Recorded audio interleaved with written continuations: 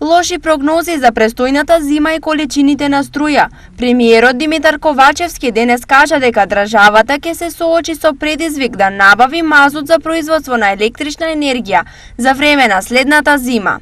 Ова значи дека зимава може да се соочиме со сериозен недостиг на електрична енергија. Веќе има недостаток на мазут на европскиот пазар, особено во Јужна Европа, каков што таков проблем има Словенија. Не чека неизвестна зима за снабдување со газ, кој е потребен во индустријата и за затоплување.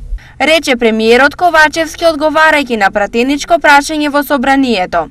ОДСМ пак денес излегува со соопштение во кое потенцираа дека приоритет е да се обезбеди електрична енергија за граѓаните, но и за превземаните обврски за покривање на загубите во мрежата на МЕПСО и ЕВН, тврди генералниот директор Васко Ковачевски. Акционерското друштво ЕСМ веќе ги набавува потребните енергенси и го зголемува сопствениот ископ на јаглен со цел да го максимизира производството, така што секоја количина на таа што е потребна за граѓаните ќе има можност преку одреден модел да биде понудено на домашното стопанство. Вели Ковачевски. Проблемот со обезбедување на доволни количини електрична енергија беа причина вчера министерот за економија Крешник Бектеши уште еднаш да апелира на крајно одговорно и рационално трошење на струја.